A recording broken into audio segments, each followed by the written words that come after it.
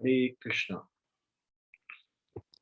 हम लोग भगवत गीता ज्ञान प्रबोधिनी से चर्चा कर रहे हैं। हम इसके 13वें अध्याय से चर्चा कर रहे हैं जिसका शीर्षक है मुझे किसकी उपासना करनी चाहिए। तो अभी तक हमने क्या पढ़ा? उपासनाएं कितनी अलग अलग प्रकार की हैं। हाँ, तमोगुण के प्रवृत्ति के लोगों के लिए अलग प्रकार की उपासनाएं दी गई हैं। रजोगुण और सतोगुण के लिए अलग प्रकार की उपासनाएं दी गई। सतोगुण क्या है इसके बारे में भी चर्चा की।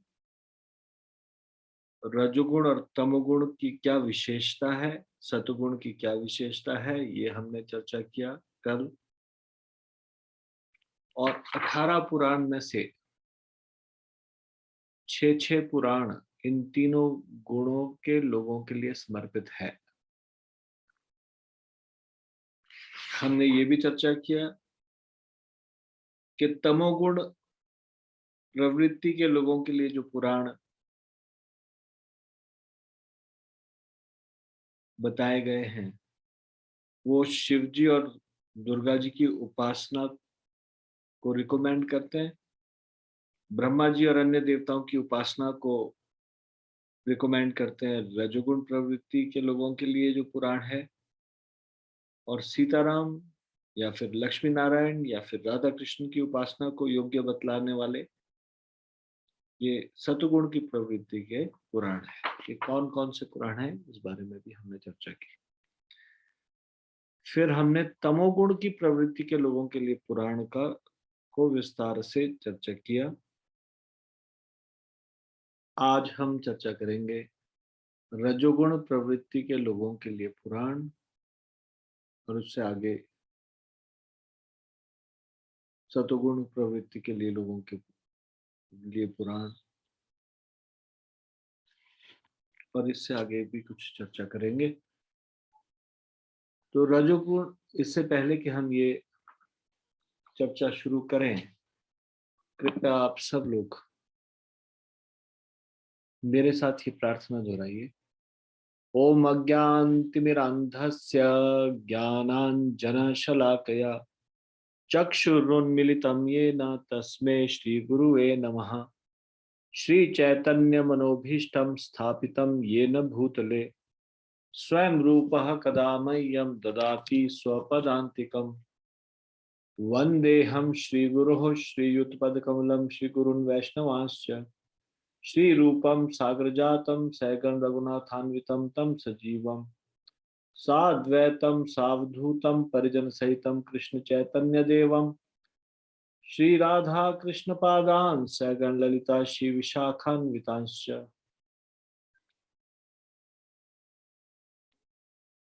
हे कृष्ण करुणा सिंधु दीनबंधो जगतपते गोपेश गोपिका कांत राधा कांत नमस्तुते। तप्त कांचन गौरांगी राधे वृंदावनेश्वरी वृषभानुसुते देवी प्रणमामि हरिप्रिये। वाञ्छाकल्पतरुभ्यश्च कृपा सिन्धुभ्य एव च पतितानां पावनेभ्यो वैष्णवेभ्यो नमो नमः। जय श्री कृष्ण चैतन्य प्रभु नित्यानंद श्री अद्वैत गदाधर श्रीवासादि गौर भक्तवृंद। हरे कृष्णा कृष्णा कृष्णा हरे हरे हरे राम राम राम हरे हरे।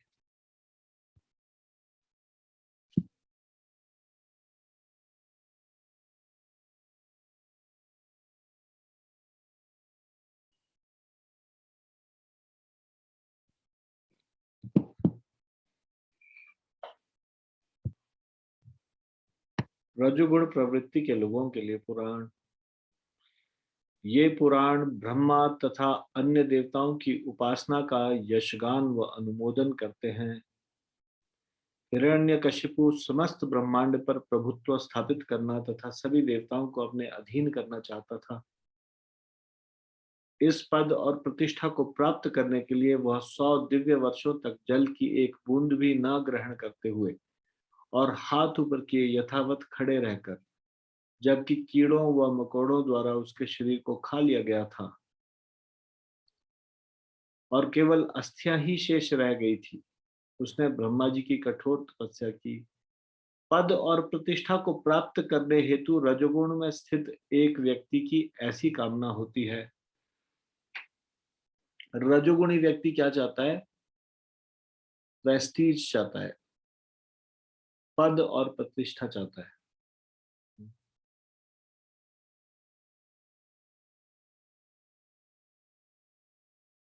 तो ये जो 6 पुराण है, रजोगुणी पुराण, रजोगुण की प्रवृत्ति के लोगों के लिए जो पुराण है, इसमें मुख्यतः ब्रह्मा जी और अन्य देवताओं की उपासना का वर्णन मिलता है।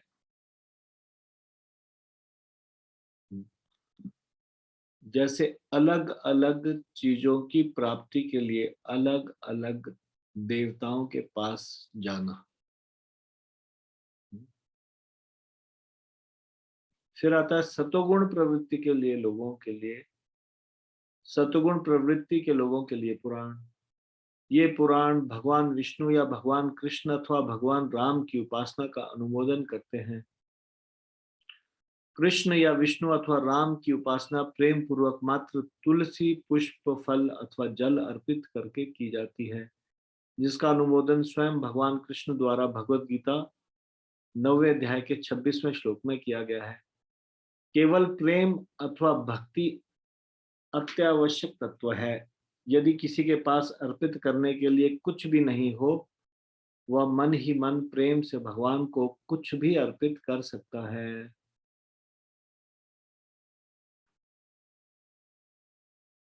तो उसमें इस प्रकार के शरीर को कष्ट देने के कार्य या इस प्रकार की घोर तपस्याएं नहीं बताई गई, अपितु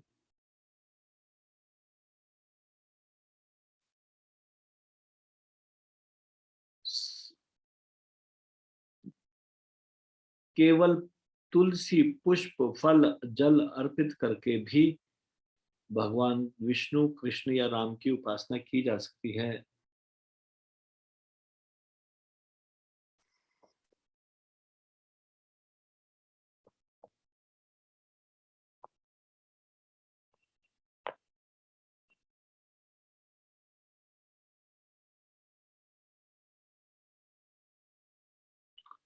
पौराणिक कथा सर्वोच्च की खोज में एक ऋषि का अभियान। ये कथा श्री कृष्ण पुस्तक के श्री कृष्ण की सर्वोत्कृष्ट लीलाएं नामक अध्याय से ली गई है।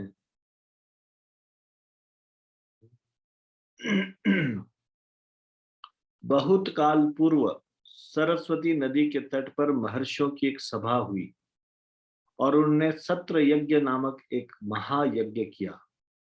ऐसी सभाओं में साधारणतः उपस्थित महर्षि वैदिक विषय वस्तु तथा दार्शनिक विषयों पर विचार विमर्श करते हैं और इस सभा में निम्नांकित प्रश्न उठाया गया। इस भौतिक जगत के ब्रह्मा, विष्णु और शिव नामक 3 प्रमुख देवता संसार के समस्त प्रपंचों का निर्देशन कर रहे हैं, किंतु उनमें से सर्वोच्च कौन है? इस प्रश्न पर अत्यधिक वाद विवाद के उपरांत ब्रह्मा जी के पुत्र महर्षि भृगु को तीनों प्रमुख देवों की परीक्षा लेने के लिए नियुक्त किया गया और परीक्षा के उपरांत उन्हें सभा को यह बताना था कि कौन सा देवता महानतम है। तो आपने ध्यान से सुना ये? यदि ध्यान से सुना तो इन 2 प्रश्नों का उत्तर दीजिए। पहला, ऋषियों द्वारा भृगु मुनि को कौन सा कार्य सौंपा गया? हाथ खड़ा कीजिए। ऋषियों के द्वारा भृगु मुनि को कौन सा कार्य सौंपा गया? Please raise your hand.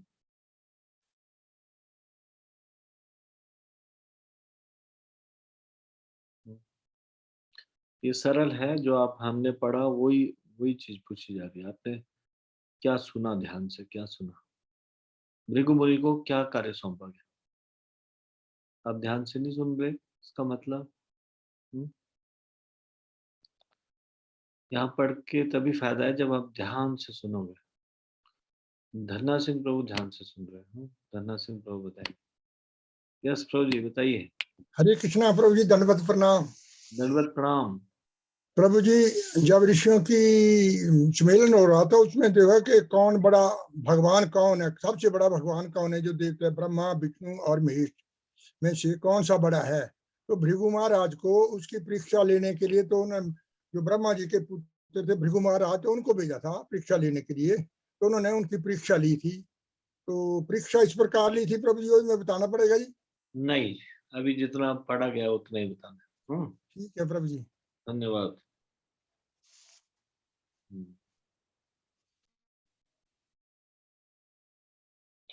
उनको तीनों देवों की परीक्षा लेने के लिए नियुक्त किया गया और परीक्षा के उपरांत उन्हें सभा को यह बताना था कि कौन सा देवता महानतम है इन तीनों में, ब्रह्मा विष्णु और महेश।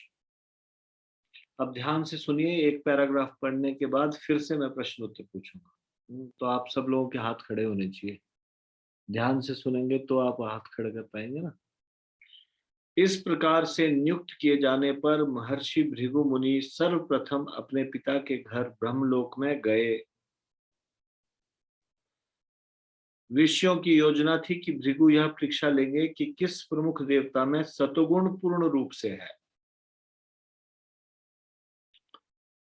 अतएव जब भृगु मुनि अपने पिता ब्रह्मा जी के समीप पहुंचे तब जानबूझकर उन्होंने प्रणाम करके अथवा स्तुति द्वारा अपने पिता के प्रति आदर प्रदर्शित नहीं किया। मतलब जैसे प्रणाम करके और स्तुति करके हमेशा आदर प्रस्तुत करते थे, वैसे ना प्रणाम किया न स्तुति प्रदर्शित। एक पुत्र अथवा शिष्य का कर्तव्य है कि जब वह अपने पिता अथवा गुरु के समीप जाए तब उन्हें प्रणाम करे और उनकी यथोचित स्तुति करे। अपने पुत्र की उद्दंडता पर ब्रह्मा जी अत्यंत क्रुद्ध हुए तथा शाप देकर भृगु को दंडित करने के लिए तैयार थे, किंतु भृगु उनके पुत्र थे, अतः ब्रह्मा जी ने अपने क्रोध पर संयम रखा।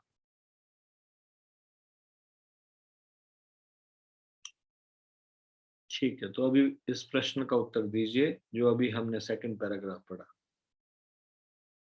भृगु मुनि ने ब्रह्मा की परीक्षा कैसे ली?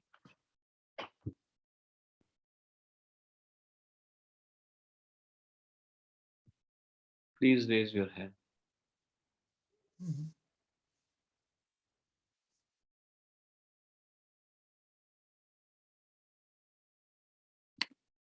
प्रिंस त्यागी प्रभु। आवाज बहुत कम है प्रभु जी। धन्यवाद प्रणाम। नजदीक से बोलिए। ये आपने जो ईयरफोन लगाया उसमें कुछ प्रॉब्लम है। ईयरफोन हटा के बोलिए एक बार जरा। हरे कृष्ण प्रभु जी, दंडवत प्रणाम। अभी बहुत बढ़िया। अभी सही है? हाँ जी, अभी ठीक है।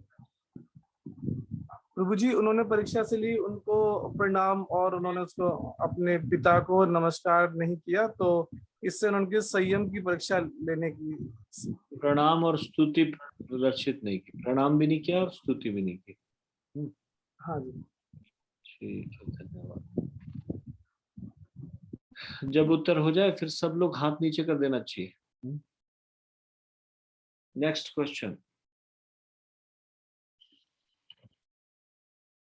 एक पुत्र अथवा शिष्य का क्या कर्तव्य है? एक पुत्र अथवा शिष्य का क्या कर्तव्य है?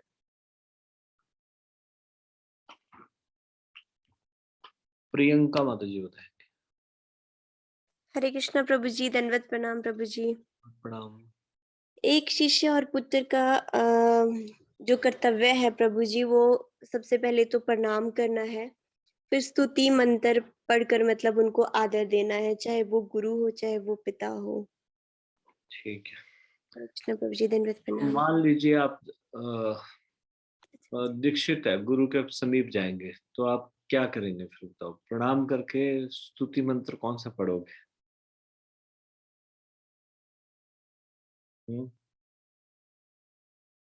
ये तो मुझे नहीं पता प्रभु जी। मेहुल प्रभु ने हाथ खड़ा किया अभी एकदम से, उनको स्तुति मंत्र पता है शायद। मेहुल प्रभु, यस प्रभु जी, क्या स्तुति मंत्र पढ़े? प्रभु जी स्तुति मंत्र, हरे कृष्ण प्रभु जी मत पढ़ना। प्रभु जी स्तुति मंत्र तो नहीं पता, पर वैष्णव को देखते ही हमें मतलब करवांचा के पास पतिता नाम पावन जो वैष्णव ब्लेसिंग दे सकते हैं मुझे। ऐसे स्तुति मंत्र तो सबका अलग अलग हो सकता है, पर ये कॉमन ब्लेसिंग दे क्या कर सकते, ले सकते, प्रभु जी ब्लेसिंग दे सकते। उनको अभिवादन करना, एक तरह से प्रणाम करना, इस प्रकार से करके वांछा करते। ठीक है, और कोई ऐड करना चाहता है इसमें? कुछ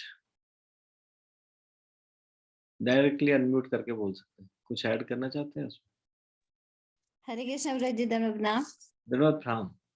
प्रभु जी पहले उनका प्रणाम मंत्र करके फिर उनका गुणगान करेंगे। हरे कृष्ण प्रभु जी, धन्यवाद प्रणाम। धन्यवाद। इस्कॉन में जब भक्त लोग आपस में मिलते हैं तो पहले तो भक्त लोग, मतलब अभी गुरु की बात नहीं हो रही, मैं वैष्णवों की बात कर रहा हूँ, तो वो एक दूसरे को प्रणाम करते हैं और ये मंत्र पढ़ते हैं, वांछा कल्पतरुभ्यश्च कृपा सिंधुभ्य एव च पतितानां पावनेभ्यो वैष्णवेभ्यो नमो नमः। ये मंत्र है। जब भक्त लोग अपने बराबर वाले को भी मिलते हैं, मान लो सेंटर में गए और कोई भक्त मिला, तो उसको पंचांग प्रणाम करके इस प्रकार से भक्त लोग प्रणाम करते हैं और ये मंत्र पढ़ते हैं। ये कॉमन प्रैक्टिस है इस्कॉन में। हाँ? ऐसा नहीं कि सीनियर डिवोटी कोई कर रहे हैं, इक्वल्स को भी करते हैं। जब गुरु के सामने जाते हैं तो गुरु जी का प्रणाम मंत्र होता है, जैसे प्रभुपाद जी का प्रणाम मंत्र है। प्रियंका माता जी, आपको पता है प्रभुपाद जी का प्रणाम मंत्र? नहीं प्रभु जी, मुझे नहीं पता है। आप रोज सुबह पढ़ते हो उसको, अभी जब मैं बताऊंगा तो आपको एकदम से समझ में आ जाएगा। ठीक है। कोई पहली लाइन पढ़ के बताएंगे उसकी, एक लाइन सिर्फ। नमो ओम विष्णुपदाय कृष्ण पृष्ठाय भूतले। हाँ, माता जी, प्रियंका माता जी, कुछ याद आया? हाँ जी प्रभु जी, मॉर्निंग में जब हम, सुनाइए जरा ये, जी प्रभु जी। इस मंत्र को सुनाइए, आता है आपको? नहीं प्रभु जी, मतलब जब स्क्रीन पे शो होता है उस टाइम मैं पढ़ती हूँ, स्क्रीन में देख के। जितना जितना भी आता है उतना। नमो विष्णुपादाय कृष्ण प्रेष्ठाय भूतले श्रीमते, मत भक्ति विद, हाँ वेरी गुड, श्रीमते भक्ति वेदांत स्वामिन इति नामिने, ओम कृष्णाय नहीं, नमस्ते, करुणा माता जी बोलो जरा। और वाणी। हरे कृष्ण प्रभु जी, दंडवत प्रणाम। नमो ओम विष्णु पादाय कृष्ण प्रेष्ठाय भूतले श्रीमती भक्ति वेदांत स्वामिनिति नामने नमस्ते सारस्वती देवी गौरवाणी प्रचारिणे निर्विशेष शून्यवादी पाश्चात्य देश तारिणे। हरे कृष्ण प्रभु जी, दंडवत प्रणाम। प्रियंका माता जी, अब मुझे पता चल गया आप पढ़ते नहीं हो इसको ढंग से। लोग पढ़ रहे होते हैं उस समय आप कुछ और कार्य कर रहे होते हैं, रोज पढ़ रहे होते तो फिर आ जाता। आपको एक कार्य है, ये सारे के सारे मंत्र मंगलाचरण सुबह जो हम पढ़ते हैं, जी प्रभु जी। पूरा याद करना है शुरू से लेकर लास्ट तक। ठीक है प्रभु जी। वैसे तो मेमोराइजेशन में प्रभु जी ने करवाया होगा, करवाया था अभी रिसेंटली कुलदीप राशि को। हरे कृष्णा को जन प्रणाम। जी प्रभु जी, सबसे पहले मंगलाचरण कराया था प्रभु। तो माधव जी, ये आपको मिस नहीं करना चाहिए था, 6:15 से 6:45 वाली क्लास लगानी चाहिए थी, है ना? ओके प्रभु जी, मैं हाँ, 7 बजे ही लॉगिन, 7:30 बजे लॉगिन करती हूँ मुझे। तो इसको खुद से याद करो, जो सुबह रोज पढ़ो ध्यान से उसको। मंगलाचरण पढ़ना बड़ा इंपॉर्टेंट है सुबह, जो हमको पढ़ा जाता है ये लंबे वाला, जी और प्रभु जी। ये आपको सारा याद होना चाहिए अब। जी प्रभु जी। ठीक है, धन्यवाद। थैंक यू सो मच प्रभु जी। हरे कृष्ण। हरे कृष्ण प्रभु जी। तो गुरु का प्रणाम मंत्र पढ़ते हैं और प्रणाम करते हैं और उनकी स्तुति करते हैं, मतलब ये प्रणाम मंत्र में स्तुति ही है, उनका गुणगान ही है।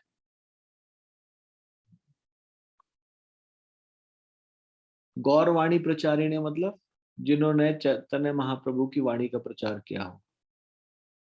निर्विशेष शून्यवादी पाश्चात्य देश तारिणी, निर्विशेष लोगों का, शून्यवादियों का और पाश्चात्य देश लोगों का, जो पाश्चात्य देश में रहते थे, उन सब को उन्होंने उनका उद्धार किया, प्रभुपाद जी का। ये प्रणाम मंत्र का इसका ये मीनिंग है। ठीक है, अगर कोई भी मंत्र पता ना हो तो फिर वांछा कल्पतरुवैश्य बोल दो, और प्रणाम करने के बाद गुणगान करना चाहिए।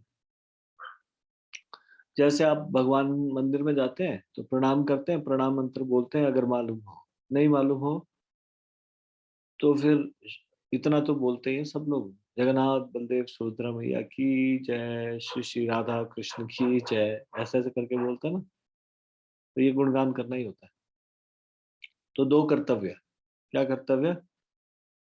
पिताजी के पास जाएं और गुरु के पास जाएं तो प्रणाम करना चाहिए और गुणगान करना चाहिए, मीठा शब्द बोलने चाहिए।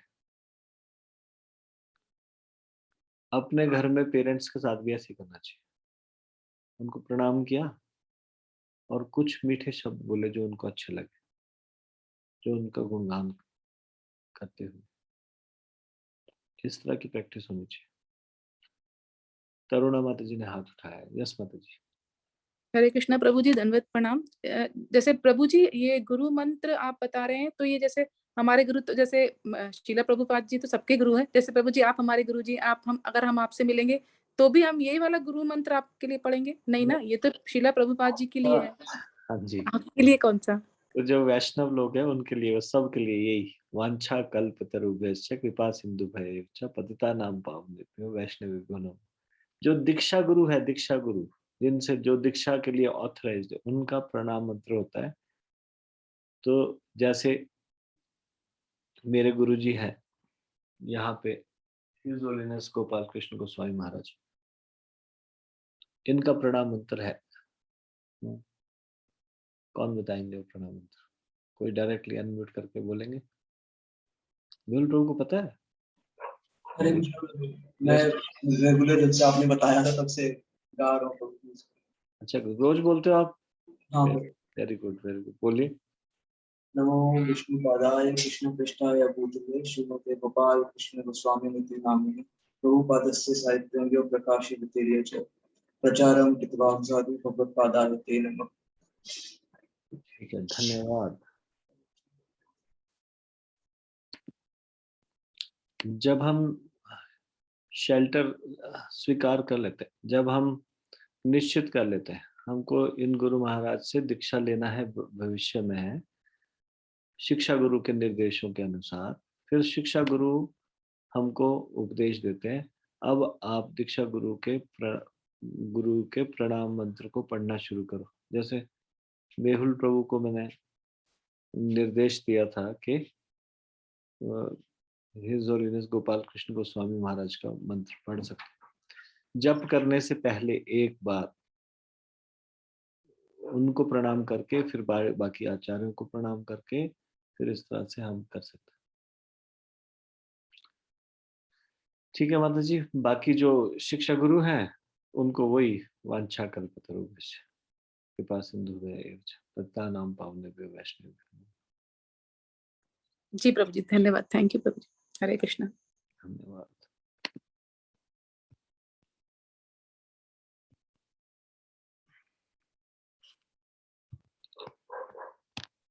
अगला प्रश्न, ब्रह्मा ने भृगु मुनि के व्यवहार पर क्या प्रतिक्रिया दर्शाई? ब्रह्मा जी ने भृगु मुनि के व्यवहार पर क्या प्रतिक्रिया दर्शाई? अचिंत्य गौर प्रभु, आप उनकी सहायता कर रहे हैं उनको टेक्स्ट दिखा के? अभी थोड़ी नहीं दिखाना है टेक्स्ट। प्रश्न पूछा जा रहा है ना अभी। यस यस बताइए, कौन बताएंगे? खुशी सिंगी माता जी, यस माता जी बताइए। हरे कृष्ण प्रभु जी, दंडवत प्रणाम। दंडवत प्रणाम। ब्रह्मा जी भृगु मुनि के व्यवहार पर अत्यंत क्रुद्ध हुए तथा उन्हें शाप देकर दंडित करने के लिए तैयार हो गए। हरे कृष्ण प्रभु जी, दंडवत प्रणाम। ये तो आधा उत्तर है, फिर शाप दिया कि नहीं ये तो बताइए नहीं माता।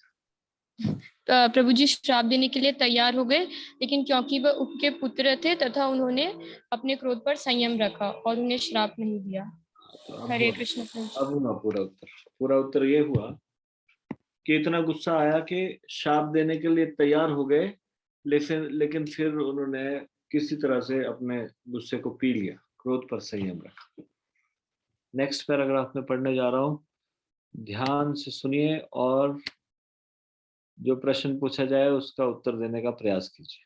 ठीक है, ध्यान से सुनिए।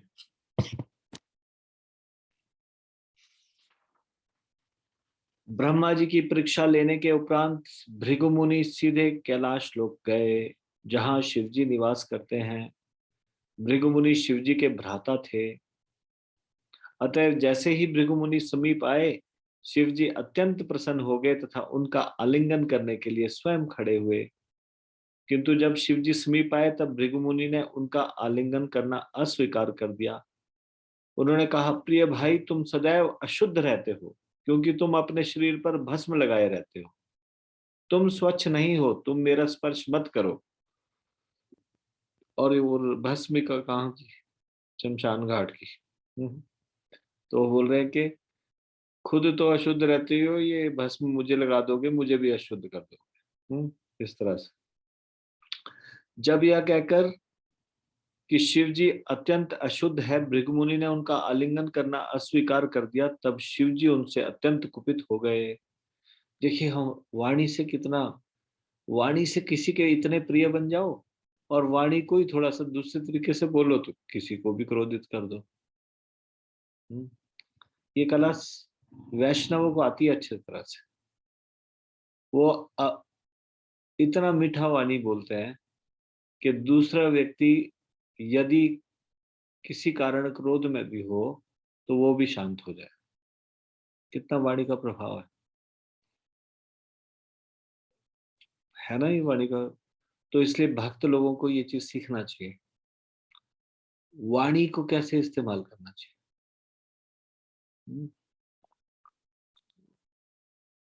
बिना किसी को एजिटेट किए हुए किस तरह से उनको कोई बात उनके समक्ष रखी जाए।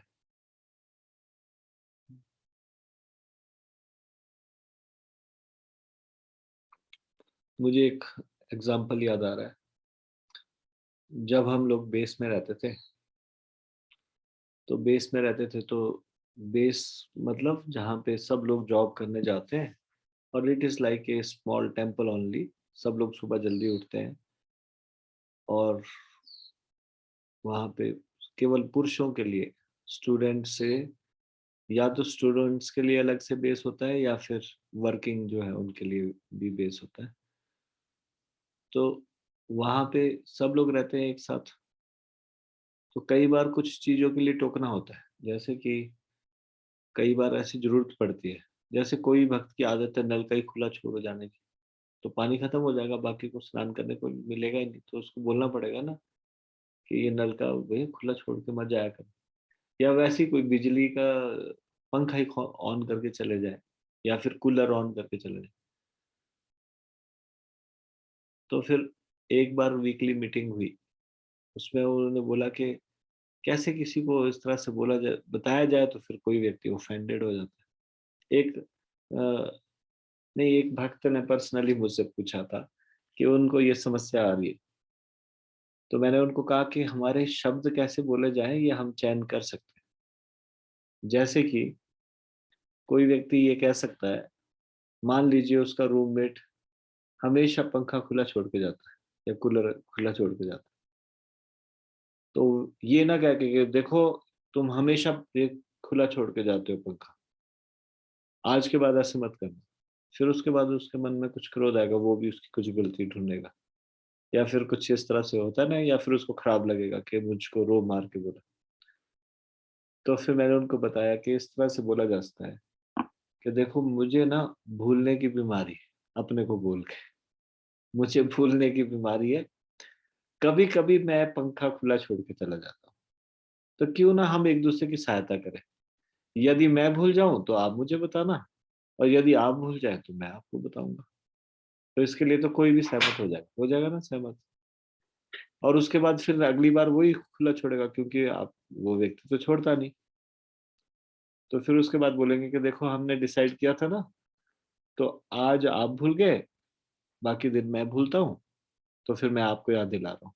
तो ऐसे ही याद दिलाते रहेंगे एक दूसरे। बस मीठे से हो गया सॉल्यूशन, बिना उसको एजिटेट किए हुए बोला जा सकता है नहीं। दिस इज एन आर्ट जो भक्तों को बड़े अच्छे से आती है। They don't want to agitate anyone, they don't want to, they they talk politely. और खास करके जब हम वरिष्ठ भक्तों के साथ बात करते हैं, वरिष्ठ भक्त अगर गुस्सा कर भी रहे हैं, वो हमारे भले के लिए है। और उसके ये वरिष्ठ भक्तों के साथ पलट के जवाब नहीं देना चाहिए। अगर मान लो वो सही नहीं भी है, तब भी यदि हम विनम्रता धारण करेंगे, क्योंकि वो हमसे वरिष्ठ है, तो भगवान को प्रसन्न कर लेंगे इस कार्य से कि हमने पलट के नहीं बोला। मुझे याद है हमारे बेस में एक डिवोटी होते थे पहले। तो कुछ फंक्शन था कॉलेज में, और वो फंक्शन के लिए वो रात को पोस्टर्स लगा के आए वहां पे। और रात को पोस्टर्स लगा के आए रहे,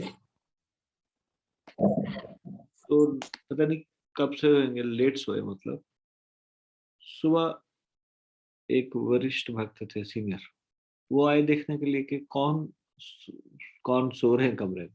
मतलब सुबह मंगला आरती के बाद जप करने का समय होता था, और जैसे ही उनको देखा सोए हुए, तो वैसे ही बोला कि प्रभु जी आप यहाँ बेस में एटमॉस्फेयर खराब कर रहे हो, देखो अभी सब लोग नीचे जप कर रहे हो, आप सो रहे हो।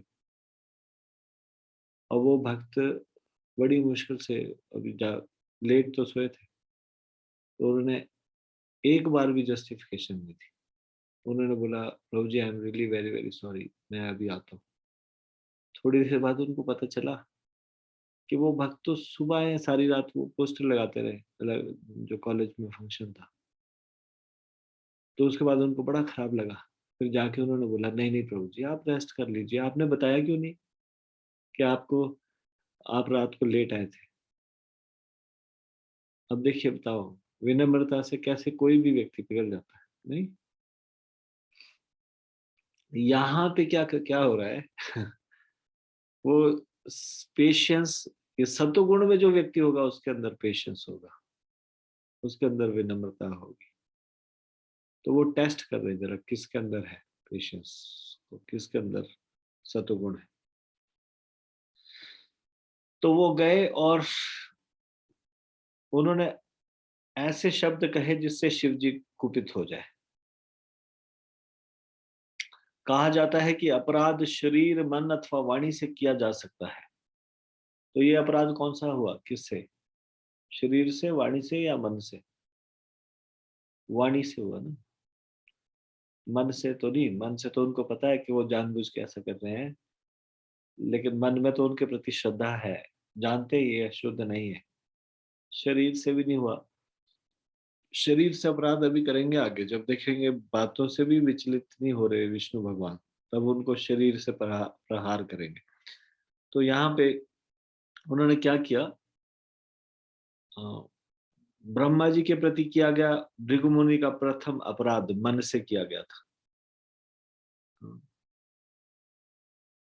शिव जी का अपमान करके तथा अस्वच्छ आदतों के लिए उनकी निंदा करके शिव जी के प्रति किया गया यह दूसरा अपराध वाणी से किया गया था। शिव जी में तमोगुण की प्रधानता है तो शुद्ध वैष्णव, लेकिन तमोगुण को उन्होंने विष्णु के आदेश पर, विष्णु चाहते हैं इसलिए उन्होंने स्वीकार किया, इसलिए वो तमोगुण के अधिष्ठाता देवता है। अतएव जब उन्होंने भृगु मुनि के कटु वचन सुने तब क्रोध से उनके नेत्र तत्काल लाल हो गए। आशुतोष बोलते हैं ना, आशुतोष मतलब तुरंत गुस्सा भी हो जाते हैं और तुरंत प्रसन्न भी हो जाते हैं शिव जी। आपे से बाहर होकर उन्होंने अपना त्रिशूल उठा लिया तथा वे भृगु मुनि को मारने के लिए तत्पर हो गए। उस समय उनकी भार्या पार्वती जी वहां उपस्थित थी। वे अपने पतिदेव के चरणों पर गिर पड़ी तथा उन्होंने अपने मधुर वचनों से शिव जी को भृगु मुनि का वध करने से रोक लिया। वचन बोल के ही अभी उनके ऊपर त्रिशूल गिरने वाला था और वचन बोल के, मीठे वचन बोल के उन्होंने रोक दिया। ठीक है, तो अभी जो हमने पढ़ा उसमें से ये प्रश्न मैं पूछ रहा हूँ, कृपया इन प्रश्नों का उत्तर दीजिए।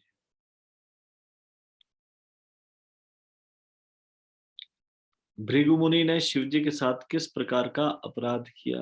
कृपया हाथ खड़ा कीजिए।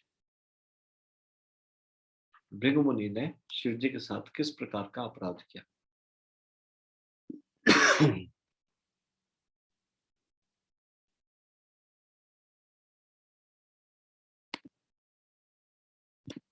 कलावती माता जी। यस माता जी। हरे कृष्ण प्रभु जी, दंडवत प्रणाम। दंडवत प्रणाम। भृगु मुनि ने शिव जी के साथ वाणी से कहकर अपराध किया या वाणी का अपराध किया, वाणी से बोलकर अपराध किया। वो सेंटेंस में नहीं बोल पाए प्रभु जी। हरे कृष्ण प्रभु जी। ठीक है, इसमें कोई ऐड करना चाहता है कुछ? हरे कृष्णा प्रभु जी, दंडवत प्रणाम। दंडवत प्रणाम। प्रभु जी, भृगु मुनि ने शिव जी को कटु वचन बोल के उनसे वाणी का अपराध किया। हरे कृष्णा प्रभु जी, दंडवत प्रणाम। ठीक है, ये कटु वचन सत्य थे? जैसे भस्म है तो भस्म लगाया है, ये तो सही है। लेकिन शिव जी अशुद्ध है, ऐसा नहीं। अगर सत्य वचन भी कोई बोले तब भी ऐसे कड़वे शब्द बोलने की अनुमति नहीं है। इस तरह के कड़वे शब्द नहीं बोलने चाहिए। मान लीजिए कई बार कोई कहता है मेरे हृदय में कुछ नहीं, बस जो मुंह में आता है मैं तो बोल देता हूँ। या फिर ऐसे बोलते हैं, कई बार कुछ गड़बड़ करेंगे और उसके बाद बोलते हैं मैं बड़ा क्लियर हार्टेड हूँ, मैं मन में कुछ नहीं रखता। अब आप बताओ, ऐसा सही है क्या? ऐसा क्लियर हार्टेड होगा? What clear hearted? हृदय में मेरे किसी के लिए कुछ नहीं। अब कौन उसका डायसेक्शन करके चीर के अंदर हृदय को देखने वाला कि कुछ है या नहीं? सब वाणी से पता लगाते हैं ना। सही बात है या नहीं? इसलिए जो ये बहाना लेते हैं ये बोलने का, मेरा हृदय बड़ा साफ है, बस किसी के लिए कुछ नहीं है, जुबान थोड़ी कड़वी है, ये सबसे बड़ा दोष है। जुबान कड़वी है, अगर तो जुबान कड़वी है तो कौन हृदय को देख रहा है? उस जुबान को ही तो सब देख रहे हैं। हृदय को कौन देख सकता है, अंदर हृदय में क्या चल रहा है? सबसे पहले तो जुबान अच्छी होनी चाहिए, जुबान कड़वी थोड़ी नहीं होनी चाहिए। और जुबान से कुछ भी करते रहो। कहते हैं कि जो शरीर का घाव होता है तलवार से किया हुआ घाव, तलवार का घाव तो भर जाता है, जुबान का घाव भरता नहीं है। क्या ये गुरु पे भी अप्लाई होता है? नहीं। उनके लिए तो हमेशा तैयार रहना चाहिए कि अच्छे से डंडे पड़ने चाहिए, जुबान के, वाणी के डंडे पड़ने चाहिए, है ना? तो वहां पे कोई को थोड़ी लेके आनी चाहिए। पर अन्यथा अगर हम देखें तो वाणी का संयम बड़ा आवश्यक है।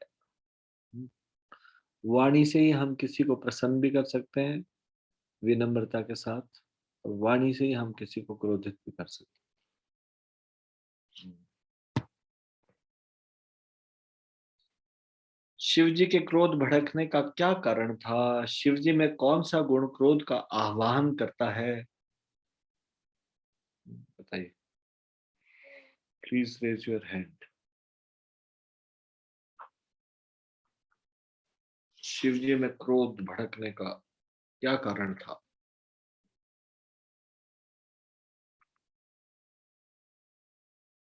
रंजीत केशव प्रभु बताएंगे इस बार। हरे कृष्णा प्रभु जी, दंड प्रणाम। प्रणाम। प्रभु जी, जैसे कि वो उनमें तमोगुण की प्रधानता है, वो तमोगुण को धारण करते हैं, तो इस कारण से रोड पर प्रभु जी। हरे कृष्णा प्रभु। ठीक है, गौरीशा माता जी, आपका भी सेम उत्तर या कुछ और ऐड करना चाहते हैं? जी प्रभु जी, यही उत्तर। कोई ऐड करना चाहते हैं इसमें कुछ? बोलिए फिर अनम्यूट करके। हरे कृष्ण प्रभु जी, दंडवत प्रणाम। दंडवत प्रणाम। प्रभु जी, ये तो इसके सेकंड पार्ट का आंसर हुआ कि शिव जी में कौन सा गुण क्रोध का आवाहन करता है, तो उसमें तमोगुण का आ गया। पहले पार्ट का हुआ कि भृगु मुनि के कटु वचन सुनकर उनको क्रोध आया था। ठीक है, शिव जी के क्रोध भड़कने का कारण क्या था? हरे कृष्ण प्रभु जी, दंडवत प्रणाम। मुनि के कड़वे शब्द। ठीक है, और कोई कुछ बोलना चाहता है, ऐड करना चाहता है? हरे कृष्ण प्रभु जी, दंडवत प्रणाम। दंडवत प्रणाम। प्रभु जी, ये भी इसमें जैसे लिखा हुआ है, भृगु मुनि ने उनका आलिंगन करना अस्वीकार कर दिया था, तब शिव जी उनसे अत्यंत कुपित हो गए थे। अपमान किया एक तरह से। जी, अपमान किया था और तमोगुण में उनका आह्वान करना था। हरे कृष्ण प्रभु जी, दंडवत प्रणाम। ठीक है, धन्यवाद। हाथ नीचे मैं कर दूं माता जी यहाँ से, या आप कर रहे हैं? शक्तिमती माता जी, थैंक यू। आंसर जब हो जाए सर सबको अभी हैंड नीचे करना है, अदरवाइज मुझे लगता है कि कुछ कहना चाह रहे हैं अभी, इसलिए हैंड खड़ा है। ठीक है।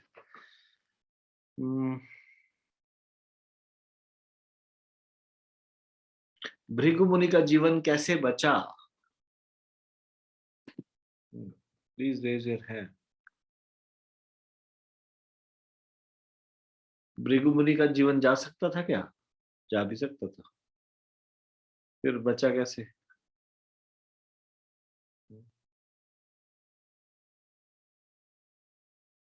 सीमा शर्मा माता जी बताएंगे। हरे कृष्ण प्रभु जी, दंडवत प्रणाम। हरे कृष्णा, दंडवत प्रणाम। प्रभु जी, जब भगवान शिव जी को जब क्रोध आया तो उन्होंने अपनी त्रिशूल उठा ली और आवाज थोड़ी क्लियर नहीं आ रही माता जी, कुछ क्या कारण होगा? माइक थोड़ा अच्छे से पकड़ो।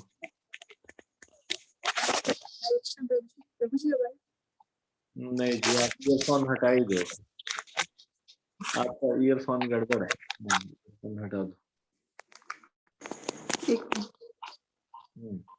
हरे कृष्णा प्रभु जी। अब बहुत अब बढ़िया। प्रभु जी, जब भगवान शिव जी को क्रोध आया तो उन्होंने अपनी त्रिशूल उठा ली, और लेकिन जब माता पार्वती जी वहां पे थी, उपस्थित थी, तो अपने पति के चरणों में गिर पड़ी और उन्होंने मधुर वचनों से शिव जी को भृगु मुनि का वध करने से रोक लिया। ठीक है, धन्यवाद। हरे कृष्ण प्रभु, दंडवत प्रणाम। देख रहे हो माताओं की शक्ति, है उनको रोक दिया। ठीक है, धन्यवाद।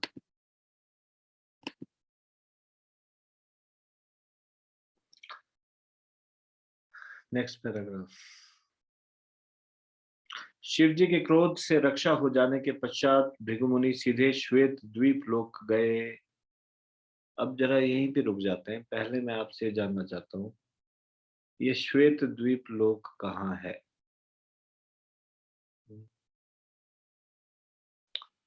भृगु मुनि जी श्वेत द्वीप लोक गए। श्वेत द्वीप लोक की क्या विशेषता है? श्वेत द्वीप लोक कहाँ स्थित है? कुछ बताएंगे, कोई इन्फॉर्मेशन देंगे? सतीश चंद्र प्रभु ने हाथ खड़ा किया। यस प्रभु जी, बताइए। हाथ खड़ा भी क्या, नीचे भी कर दिया? सतीश चंद्र प्रभु। हरे कृष्ण प्रभु, धन्यवाद प्रणाम। ये पहले वाले क्वेश्चन के लिए था प्रभु जी का। कौन सा पहले वाला? डाउन करना। जी प्रभु, डाउन करना भूल गए। हरे कृष्ण प्रभु, धन्यवाद प्रणाम। गलती से हुआ। अच्छा, ओके। लाल सिंह प्रभु बताएंगे। चलो, लाल सिंह प्रभु। हरे कृष्णा प्रभु जी, दंडवत प्रणाम। दंडवत प्रणाम। प्रभु जी, ये श्वेत द्वीप जो है वो क्या नाम, क्षीर सागर है, दूध का समुद्र, जहाँ पर जो विष्णु क्षीर सागर को श्वेत द्वीप बोलते हैं। श्वेत द्वीप वहीं पर स्थित है, क्षीर सागर में प्रभु। क्षीर सागर में श्वेत द्वीप मौजूद है जी। कहाँ पे? आध्यात्मिक जगत में विष्णु भगवान शयन करते हैं। अच्छा, इस ब्रह्मांड से बाहर आध्यात्मिक जगत में नहीं, इसी जगत में है, इसी ब्रह्मांड में। इस ब्रह्मांड में जी प्रभु। तो विष्णु कहाँ रहते हैं? वैकुंठ में या फिर श्वेत द्वीप में? वैकुंठ में तो वो अपने ऐश्वर्य उसमें रहते हैं, ऐश्वर्य में। और यहाँ किसमें रहते हैं? क्षीर सागर में प्रभु, क्षीर सागर में प्रभु जी वो रहते हैं। ऐश्वर्य में नहीं रहते, यहाँ पे निर्धनता में रहते हैं। नहीं प्रभु जी, इस ब्रह्मांड का पालन करने की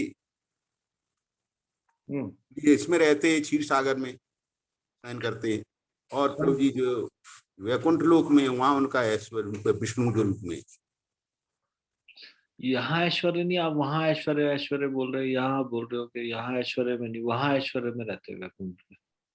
वैकुंठ कहाँ है? अच्छा ये बताओ चलो। वैकुंठ प्रभु जी जो ये सब लोग जहाँ पे समाप्त हो जाते हैं ब्रह्मांड के, जो ब्रह्मलोक है सतलोक, उसके बाद फिर जो है वैकुंठ लोक प्रारंभ होता है, आध्यात्मिक जगत। जो सत्य लोक है, ये 14 लोक है जो, उसके बाद वैकुंठ शुरू हो जाता है। ब्रह्मलोक के ऊपर प्रभु जी, ब्रह्मलोक के ऊपर फिर शुरू हो जाता है। हाँ, जहाँ ब्रह्मलोक समाप्त होता है उसके बाद फिर आध्यात्मिक जगत वैकुंठ लोक शुरू होता है। रॉन्ग इन्फॉर्मेशन है आपको।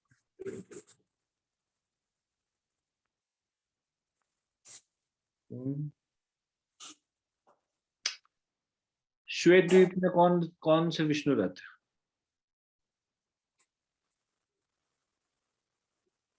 प्रभु जी श्वेत द्वीप में क्षीरोदकशाही विष्णु रहते हैं।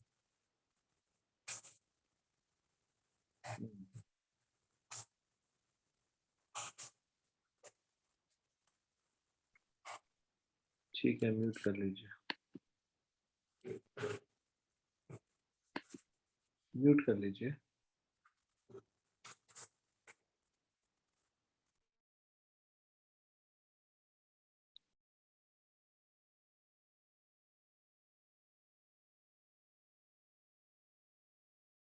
जहां भगवान रहते हैं वहां कोई कुट्ठा नहीं है, इसलिए उस स्थान को वैकुंठ कहा जाता है।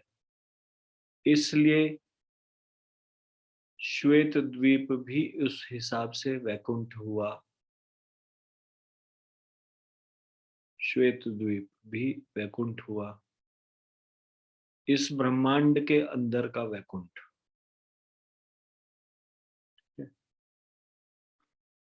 ये बहुत सारे ब्रह्मांड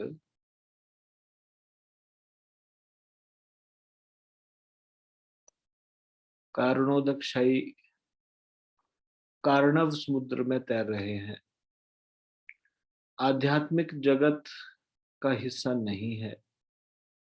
भौतिक जगत प्रारंभ है, आध्यात्मिक जगत भौतिक जगत में है। जैसे ही सत्यलोक समाप्त होता है उसके बाद तो कवरिंग शुरू हो जाती है।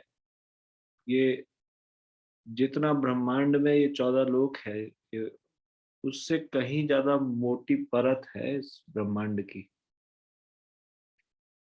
पृथ्वी जल अग्नि वायु आकाश, पृथ्वी की परत जितनी होगी ब्रह्मांड के चारों ओर, ये 14 लोकों के चारों ओर, फिर उसकी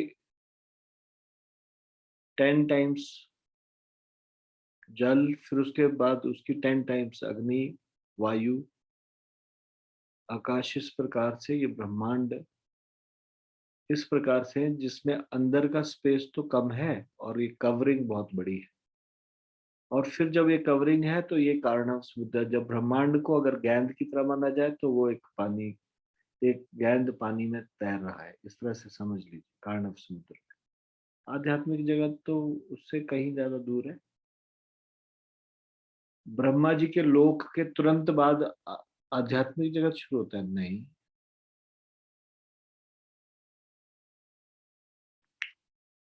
बहुत सारे असंख्य ब्रह्मांड कारणव समुद्र में तैर रहे हैं।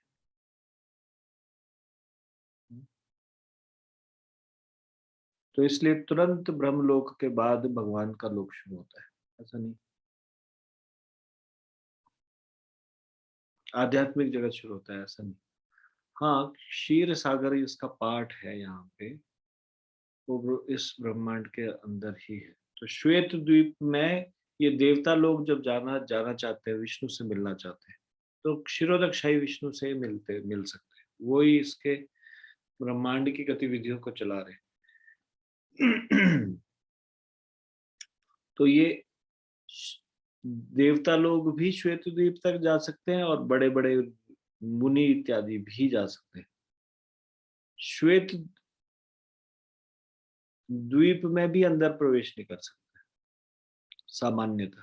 सामान्यता आदर सहित वो क्षीर सागर के तट पर इंतजार कर सकते हैं, मतलब करते नहीं है नॉर्मली।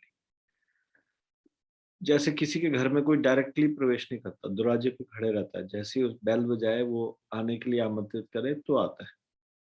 तो ऐसे देवताओं को कुछ परेशानी होती है, वो क्षीर सागर के तट पर खड़े रहते हैं, प्रार्थना करते हैं, तब भगवान उनकी समस्या को सुनते हैं। क्षीर सागर के अंदर श्वेत द्वीप है, तो ये तो सीधा ही श्वेत द्वीप चले गए, अंदर श्वेत द्वीप में चले गए।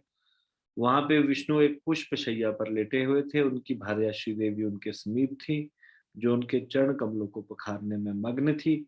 वहां भृगु मुनि ने जानबूझकर भगवान विष्णु को अपनी शारीरिक क्रिया द्वारा अप्रसन्न करने का सबसे बड़ा अपराध किया। भृगु मुनि द्वारा किया गया प्रथम अपराध मानसिक था, दूसरा अपराध वाणी का था और तीसरा अपराध शारीरिक था। ये विभिन्न अपराध एक दूसरे से बढ़कर थे। मन के अंदर किया गया अपराध सीधा अपराध है, वही वो अपराध जब वाणी द्वारा किया जाए तब वह उससे बढ़कर है, और जब इसे शारीरिक क्रिया के द्वारा किया जाए तो वह सबसे बड़ा अपराध है। अतएव भृगु मुनि ने श्री देवी की उपस्थिति में, ये लक्ष्मी जी को बोला गया है, श्री देवी ने भगवान की छाती पर अपना पैर स्पर्श करके सबसे बड़ा अपराध किया।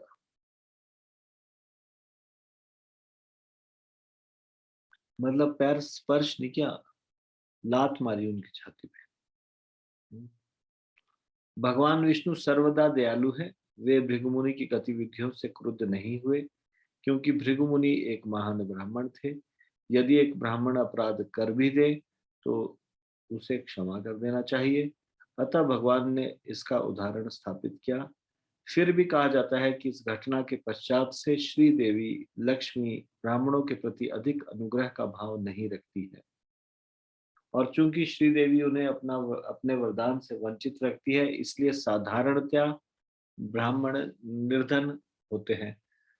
आपने सुना है एक कभी स्टोरी शास्त्रों में, एक गरीब ब्राह्मण था, कभी सुना आपने एक अमीर ब्राह्मण था? हाँ? नहीं ना। तो भृगु मुनि ने लात मारी और लक्ष्मी देवी जी ने सारे ब्राह्मणों के प्रति थोड़ा सा ज्यादा अनुग्रह का भाव नहीं रखा। और दूसरा कारण ये भी है कि ब्राह्मण लोगों के ऊपर इतनी कृपा है भगवान की, ब्राह्मण संग्रह करने में विश्वास ही नहीं रखते। ब्राह्मण पहले संग्रह नहीं करते थे, जो भी कुछ दान में मिलता था उसको आगे दान कर देते थे। ब्राह्मण के 6 कार्य है: पठन पाठन यजन याजन दान प्रतिग्रह। पठन मतलब वेदों का अध्ययन करना, पाठन मतलब वेदों का अध्ययन और उससे करवाना, यजन मतलब यज्ञ करना, याजन मतलब और उनसे यज्ञ करवाना, दान मतलब अपना जीवन केवल दान पर चलाना। इसलिए दान के असली अधिकारी कौन है? ब्राह्मण। और प्रतिग्रह मतलब संग्रह नहीं करना, नो बैंक बैलेंस। ज्यादा हो जाए तो उसको और किसी को दान दे देना। बताइए ऐसे ब्राह्मण है आजकल? नहीं ना। तो ब्राह्मण के कार्य ही ऐसे हैं जिसमें कि वो अमीर ब्राह्मण नहीं होगा, गरीब ब्राह्मण ही होगा, क्योंकि उसके पास कोई बैंक बैलेंस इत्यादि नहीं होगा।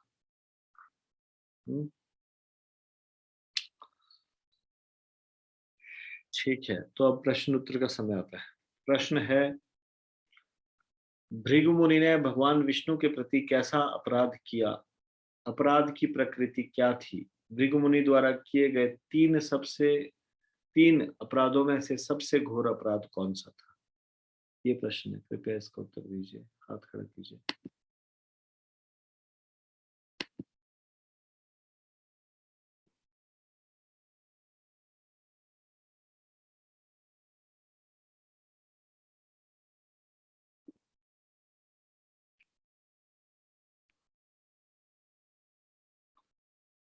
जो लोग हाथ नहीं उठा रहे वो पैसिव मोड में है, एक्टिव मोड में नहीं है। वो शायद कुछ कार्य करते हुए कथा सुन रहे, चलो उसका भी लाभ है,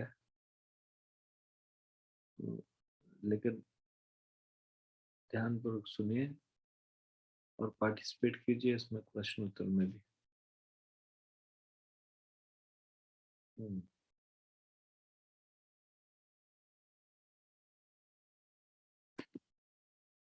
गीतिका माता जी बताइए। माता हरे कृष्ण प्रभु जी, धन्यवाद, प्रणाम। दंडवत प्रणाम। भृगु मुनि ने भगवान विष्णु के प्रति सबसे बड़ा अपराध किया। उन्होंने जाकर उनको उनकी छाती पर अपना पैर स्पर्श किया और ये सबसे बड़ा अपराध किया। इसकी प्रकृति थी कि यह अपराध शारीरिक था और भृगु मुनि द्वारा किए गए 3 अपराधों में से सबसे घोर अपराध शारीरिक अपराध था। बाकी जो पहले 2 थे वो मानसिक, और दूसरा अपराध वाणी का था, और तीसरा अपराध शारीरिक था। तो ये सबसे ज्यादा बड़ा अपराध था, शारीरिक अपराध। धन्यवाद माता जी। हरे कृष्ण प्रभु जी, धन्यवाद। तीनों एक प्रश्न में ही अलग अलग प्रश्न होने तो अच्छे से आपने उत्तर। भगवान विष्णु की भृगु मुनि के साथ क्या प्रतिक्रिया थी? उन्होंने इस प्रकार की प्रतिक्रिया क्यों व्यक्त की?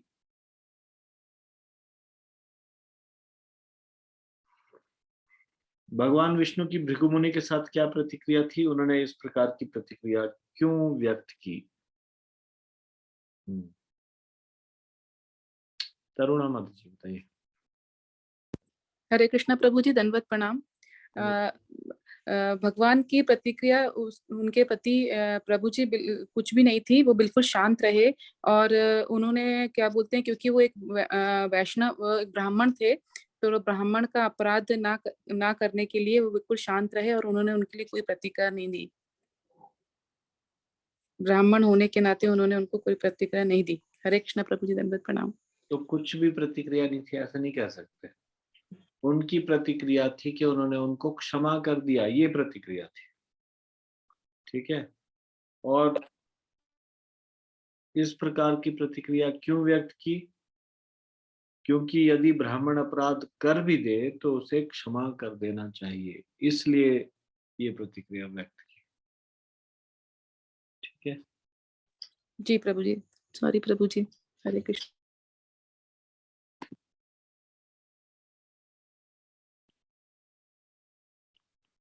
साधारणतया ब्राह्मण निर्धन क्यों होते हैं?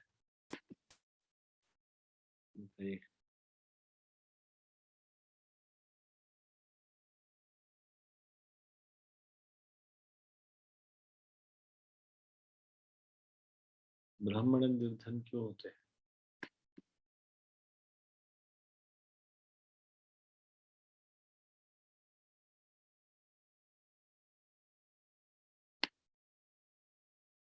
वंदना माता जी।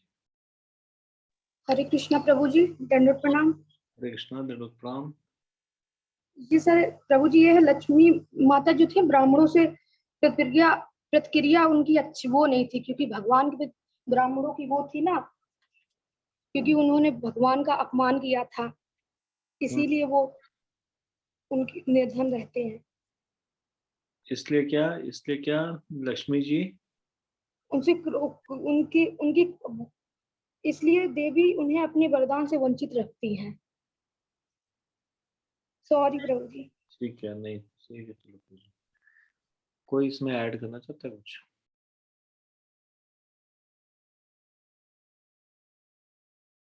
पुस्तक में हरे लिखा। कृष्ण प्रभु जी, दंडवत प्रणाम।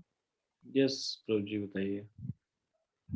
लक्ष्मी जी ने श्री देवी जी ने उन्हें अपनी कृपा से थोड़ा सा अनुग्रहित रखा और इस अनुग्रहित वजह रखा से वो मतलब अनुग्रह किया नहीं, ओके अनुग्रहित तो नहीं रखा, अनुग्रह से वंचित रखा, ऐसा कहा जा सकता है। अनुग्रह से वंचित रखा, ऐसे कहो ना, अनुग्रहित रखा मतलब उनके ऊपर कृपा हिंदी का की। वर्ड थोड़ा मिस्टेक हो गया, सॉरी। कोई बात नहीं, तो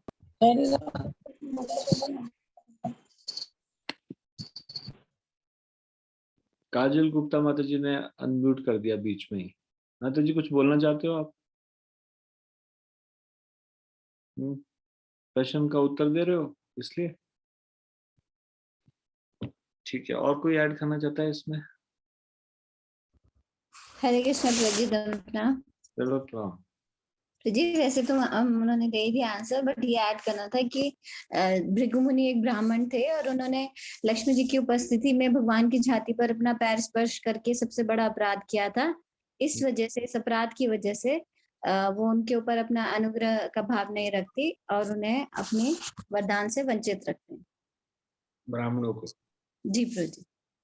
हरे कृष्ण प्रभु जी, दंडवत प्रणाम। ठीक है, कलावती माता जी, want to say Hare something? Krishna प्रभु जी, दंडवत प्रणाम। प्रभु जी, आपने अभी जो और एक पॉइंट कहा था कि भगवान ब्राह्मण लोग संग्रह करने में विश्वास नहीं रखते हैं जनरली, क्योंकि उनका काम है, आपने जैसे बताया, पठन पाठन, यजन याजन और शायद प्रतिग्रह, दान, प्रतिग्रह। जी जी, तो उसमें प्रतिग्रह जो है कि वो संग्रह नहीं करते हैं ज्यादा, तो शायद इसीलिए भी वो गरीब रहते हैं। पहला सबसे बड़ा रीजन तो सब भक्तों ने जो बताया इस पैराग्राफ के हिसाब से वही है, और दूसरा आपने ये रीजन बताया था। हरे कृष्ण प्रभु जी, धन्यवाद। ठीक है, धन्यवाद।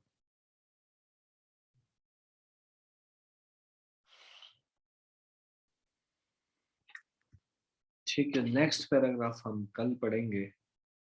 आज जो हमने चर्चा की उससे संबंधित या अन्य कोई भी प्रश्न आपके मन में है तो कृपया पूछिए, 6 मिनट है अभी।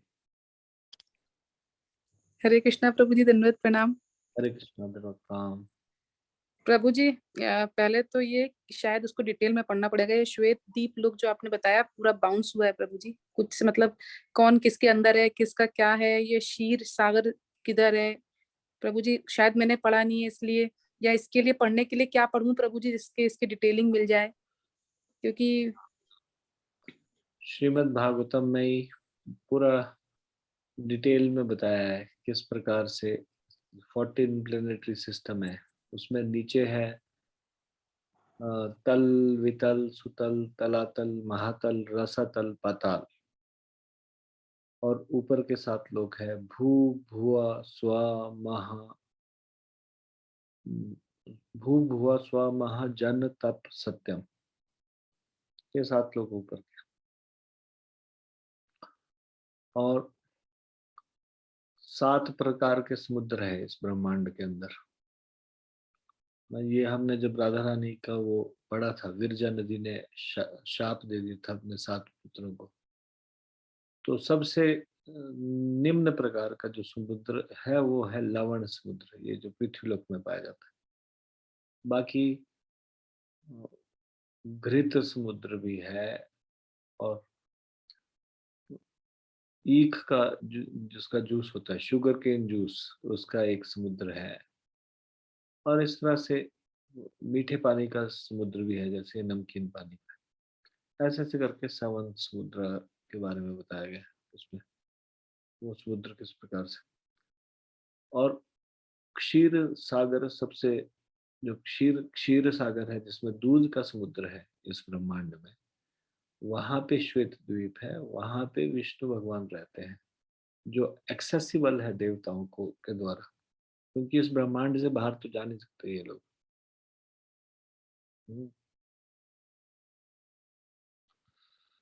तो ये श्रीमद् भागवतम में ही है जहाँ पे पूरे ब्रह्मांड का किस प्रकार की संरचना के बारे में बताया गया, उसमें है। ठीक है माता जी।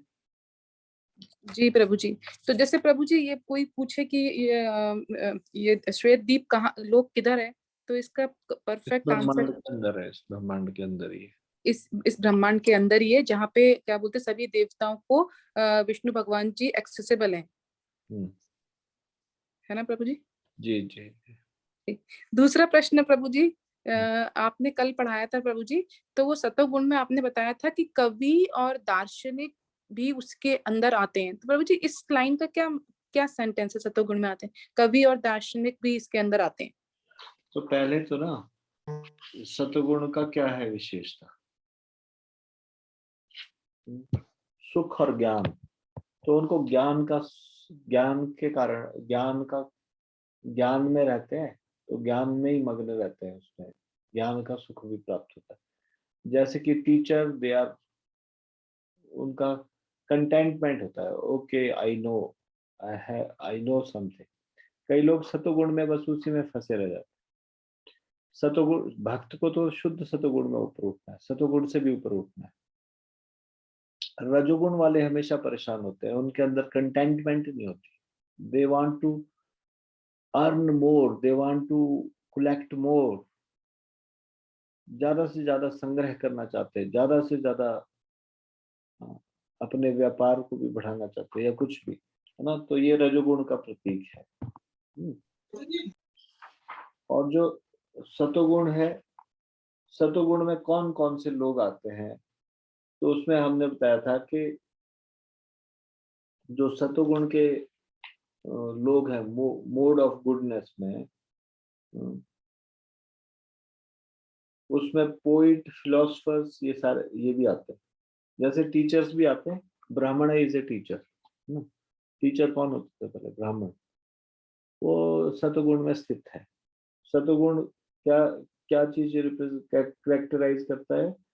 Mode of goodness is characterized by happiness and knowledge, सुखम और ज्ञानम, है ना। तो ये ज्ञान से पूर्ण होते हैं और ज्यादा हैंकरिंग नहीं करते किसी चीज को संग्रह करने के लिए, इसलिए ये थोड़े से फिलोसफर या फिर दार्शनिक या फिर जो कवि है, उनको भी इस श्रेणी में गिना जा सकता है। पर प्रभु जी आजकल के कवि थोड़ा आ जाएंगे, पर प्रभु जी तो आजकल तो कैसे भी कवि हर कोई कवि सतोगुण में, आजकल के तो ब्राह्मण भी नहीं आएंगे, दे आर नॉट ब्राह्मण प्रॉपरली। उनका कंटेंटमेंट है ही नहीं, वो अच्छे कार्य करते ही नहीं है, पठन पाठन यजन याजन दान प्रतिग्रह। वो कई बार एक जो बनिया है उससे ज्यादा लोग भी मिल जाएंगे, तरह तरह के लोग। अभी ये सिस्टम सारा बिगड़ गया कभी।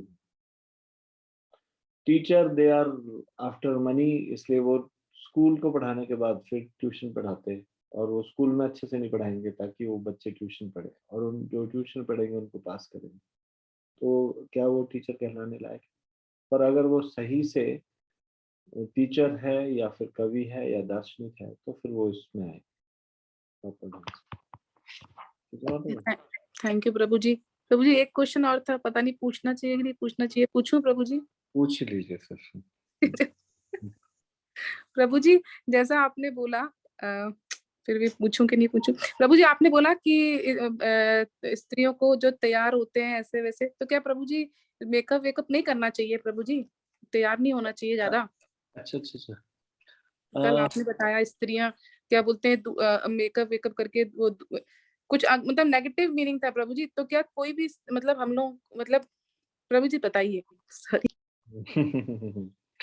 एग्जैक्टली क्या था, कोई बताएगा? कल क्या स्त्रियां मेकअप मुकअप करती है, ऐसा था? ऐसे बोला था मैंने? प्रभु जी आपने कहा था कि जो तैयार व्यार ज्यादा होके जाते हैं, तो जैसे पर पुरुष या वो अपने आप को अट्रैक्ट करने के लिए ऐसे तैयार होके, ऐसे मतलब उसका सेंस ये निकल के आ रहा था।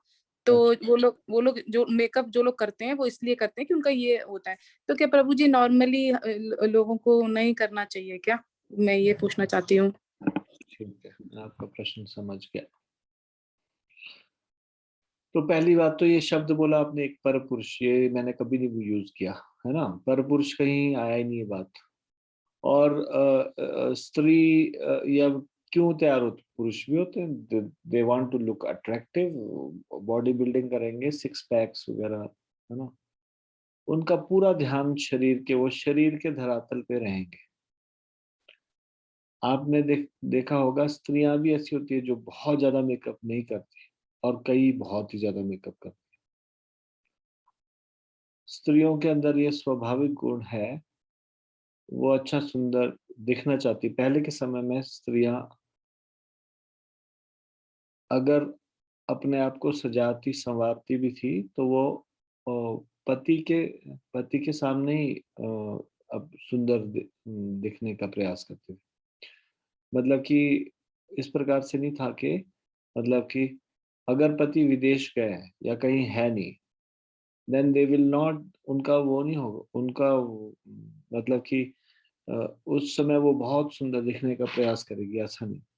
पर सुंदर दिखने का प्रयास ही जो अपने आप में है कि मैं बहुत ज्यादा सुंदर दिखूं, जैसे कि मैं बताता हूँ, दिस इज समथिंग नेचुरल के बाल सफेद होंगे ही होंगे, and this is something natural के व्यक्ति गंजा होगा ही होगा जेंट्स में है, अगर होगा भी कोई, ज्यादातर लोग हो जाते हैं।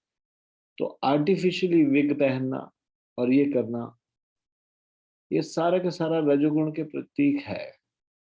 To look attractive, to have some position, ये रजोगुण का प्रतीक है। लेकिन जैसे स्त्रियों के मामले में वैष्णव सदाचार बुक में भी लिखा हुआ है कि what are the duties of husband and what are the duties of wife. उसमें लिखा है husband should give them ornaments and this is a natural tendency in women to look beautiful, है ना। it is a natural tendency in particularly जो gents होते हैं वो इतना परवाह नहीं मारेंगे अगर उन्होंने एक जीन की पैंट पहनी हुई है तो 5 दिन हफ्ते भर अगर वो जीन की पैंट चेंज भी नहीं की, लेकिन माताएं रोज चेंज करेंगी ड्रेस, है ना। लेकिन जिनके अंदर जो ज्यादा शरीर के धरातल पे, यस, है ना, और जो ज्यादा बॉडीली कॉन्शियस है, जो जिसमें, तो वो उनको वो लोग ज्यादा इस चीज पे ध्यान देंगे, how am I looking, I should look beautiful. Otherwise वो इस प्रकार से मतलब कि बहुत ज्यादा कुछ एक्स्ट्रा करना, ये सारे के सारे रजोगुण के प्रतीक है। सतोगुण में भी स्त्रियां सुंदर दिख सकती है without so much makeup. This is some artificial industry, ये जो नकली झूठ मूठ के गोरा बनना है। वाई, भगवान ने सांवला शरीर दिया तो सांवला सांवला रहो ना, काय को वो फाउंडेशन लगा के गोरे बनने का प्रयास करना, नहीं। सुंदरता के मायने ही कुछ बदलते जाते, अलग अलग जगहों पे अलग अलग है। कहीं कहीं पे एक कोई ट्राइबल जाति है जिसमें लंबी गर्दन है तो उसको सुंदर माना जाता है, उन स्त्रियों को जिनकी लंबी गर्दन, तो वो यहाँ पे रिंग्स लगाती है इसलिए ताकि गर्दन लंबी हो, और फिर उसके बाद जो जितनी गर्दन लंबी वाली है उसको ज्यादा सुंदर समझा जाता है। This is something ridiculous. देखो अब आप बताओ आर्टिफिशियली वाई, जैसा भगवान ने बनाया वैसे ही रहना चाहिए। गोरे लोग अपनी गोरी चमड़ी से खुश नहीं है, वो धूप में लेट के उसको विटिश करना चाहते हैं, थोड़ा सा गंधमी रंग करना चाहते हैं, और जिनका विटिश कलर है वो उससे खुश नहीं है। तो दूर के ढोल सुहावने, grass is greener in the other side of the field, मतलब दूसरों का खेत हरा हरा दिखाई देता है, अपना बेकार दिखाई देता है। हाँ, तो ये मेरे कहने का मतलब है, आप समझ रहे हैं मेरी बात। बहुत ज्यादा ये केमिकल्स लगाना, सुंदर बनने का प्रयास करना, ये नहीं करना चाहिए। नेचुरल रहना चाहिए जैसा भगवान ने दिया। इसमें बहुत सारी प्रॉब्लम्स हैं। Why one should be so much worried about जैसा भगवान ने बनाया, ठीक है। गोरा नहीं बनाया तो कोई प्रॉब्लम नहीं, है ना। ठीक है, अचिंत्य बाबा प्रभु कुछ बोलना चाहते हैं इसमें। Yes Prabhu ji, Achintya Gaur Prabhu please सही। हरे कृष्ण प्रभु जी, आप जो बता रहे थे उससे एक बात याद आ रही थी। बोलिए। और मैं अपने पता नहीं बाबा से सुनता था प्रभु जी में, तो वो बता रहे थे प्रभु जी, एक बार जो है पोता बाबा के साथ चला गया खेत में, फावड़ा लेके खेती का काम कर रहे थे, तो वो देखता था बड़ी तेजी से बाबा करते थे खेती का काम। तो प्रभु जी वो कहता था, बाबा तुम्हारे हाथ में तो फावड़ा पट भी जरा सा लग रहा है, मतलब इतना हल्का लग रहा है जैसे पंखा घुमाते हैं ना, ऐसे लग रहा है। तो उन्होंने कहा, बेटा तू चला के देख ले। जैसे ही उसको हाथ में दिया और उसने एक मारा, उसके एक फावड़े में उसको पसीना पसीना हो गया। तो मुझे कई बार ऐसे लगता है दूसरे के हाथ में जब चीजें होती हैं, दूसरों को मिला होता है, उसको लगता है कि बहुत बढ़िया है, बहुत बढ़िया है, जब खुद पे बीतती है पता चलता है। ये याद आ रहा था मुझे। Thank you. मतलब कैसे फावड़ा चला रहे हो, जैसे हल्का सा हल्का जी जी, बिल्कुल पंखे की तरह चला रहे हो, ऐसे मतलब लग रहा है दूसरे के हाथ में, ऐसा लगता है कि बहुत ही ईजी है। मुझसे चलाने देते जो पंखा हल्का हल्का। जी जी जी जी प्रभु जी, इससे एक बात मुझे भी याद आ रही है प्रभु जी, जैसे कि आजकल व्हाट्सएप पे देख के किसी का भी शादी फिक्स नहीं करनी चाहिए। फोटो से तो आप कभी भी नहीं कर सकते हैं, क्योंकि जो होता है ओरिजिनल वो होता ही नहीं है प्रभु जी। इतने सारे आजकल वो आ गए हैं फिल्टर्स की, जो इंसान जैसा दिखता है वो वैसा है ही नहीं। तो शादी भी फोटो देख के नहीं करनी चाहिए प्रभु जी। बाकी मैं आपका मतलब समझ गई प्रभु जी। हरे कृष्णा, दंडवत प्रणाम। सॉरी प्रभु जी अगर कुछ गलती से मैंने पूछा है तो। हरे कृष्ण प्रभु जी, दंडवत प्रणाम। इसमें छोटा सा मुझे कुछ ऐड करना था प्लीज। एक मिनट, हाँ 1 मिनट। और इसमें माता जी ऐसा मैंने स्त्रियों के लिए कभी नहीं बोला। आजकल पुरुष लोग बहुत ज्यादा कॉशियस हो गए। ये एडवर्टाइजमेंट इंडस्ट्री इतना फालतू का अनवांटेड डिजायर पैदा कर रही थी। अब वो पहले गोरा होने की क्रीम आती थी स्त्रियों के लिए, अब पुरुषों के लिए भी आने लगी कुछ इस तरह से। अब वो फॉर मैन है, मतलब उसका क्या मतलब है, मतलब उस चीज का। तो वो भी सब लोग उस दौड़ में शामिल होने लगे।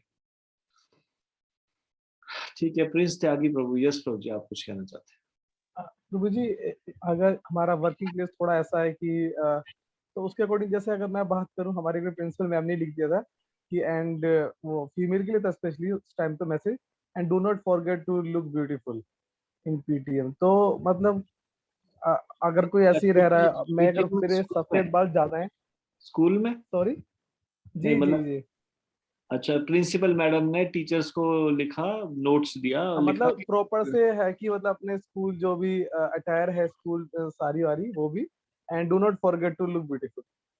तो एंड तो ये है कि मेरे जैसे खुद के बाल बहुत सारे सफेद है, अगर ऐसे ही को रहेगा तो लगेगा तो नहीं कैसे उठ के चला आता है। तो ये भी उसके फिर वर्किंग प्लेस के अकॉर्डिंग थोड़ा करना होगा क्या ऐसा?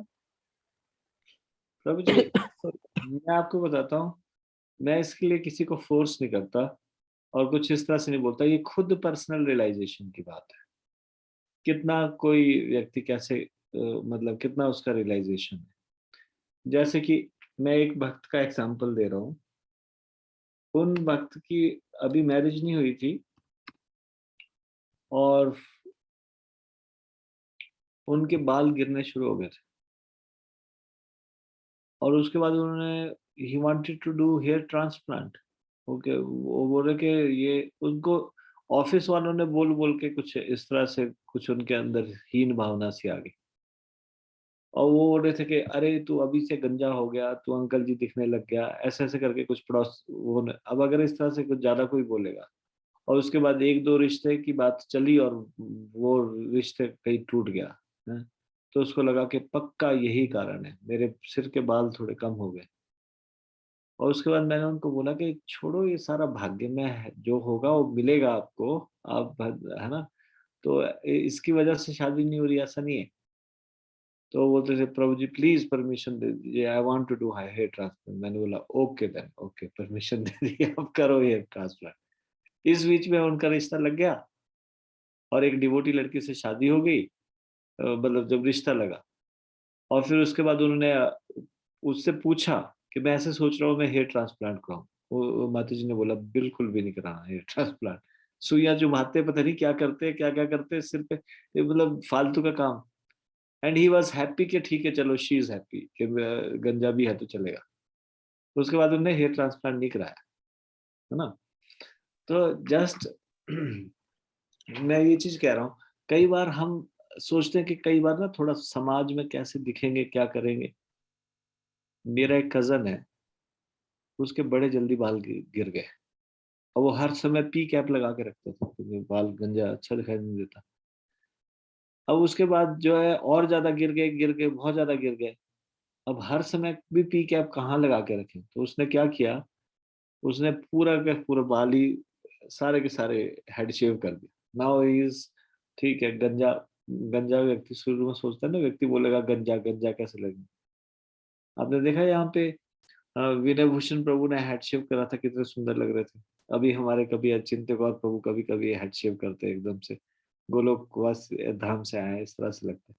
हाँ, तो गंजा गंजा दिखना कौन सा खराब चीज है? क्या गंजा भी हो भी गए तो क्या, जैसे भगवान रखे वैसे लगेंगे और क्या। इसलिए कई लोग बोलते हैं कि क्या करें, ये काले बाल तो करना ही पड़ते हैं। तो करने पड़ते तो कर लो फिर, मतलब भक्ति करो, जो भी करो, मतलब काले करो चाहे सफेद करो, जो करना है जैसा भी करना है। अगर समझ में आ जाती है बात तो नहीं करना है तो कोई प्रॉब्लम नहीं, वैसे रहो नेचुरल जैसे रहना चाहिए, भगवान रख रहे। और अगर नहीं आती है समझ में बात तो चलो कर लो काले, जो भी करना है। कम से कम क्या चीज करने वाली चीज है, वो महत्वपूर्ण है। करने वाली चीज ये है कि भक्ति अच्छे से करनी है, चाहे बाल काले करो चाहे नहीं करो। ठीक है। छोटा सा और एक्सटेंशन था। यस प्रभु जी बताइए। अभी जैसे अभी हमें ये सब टीवी वगैरह मैंने तो अभी जल्दी में ऑलमोस्ट 15 डेज से बंद किया है बस। सो जो बहुत पुराने मतलब मैं ऐसे कुछ कमेंट नहीं कर रहा हूँ, प्लीज डोंट माइंड। हाँ, आवाज कम आ रही है, आप थोड़ा माइक हटाना पड़े, वो ईयर प्लग हेलो, हटा। Is it fine? Yes now it's fine, हम बोलिए। ओके प्रभु जी, मैं बोल रहा हूँ कि जैसे टीवी या इस तरह की कोई चीजें हमारी चेतना को खराब करती हुए चार जो नियम है उसमें बाधा डालती हैं।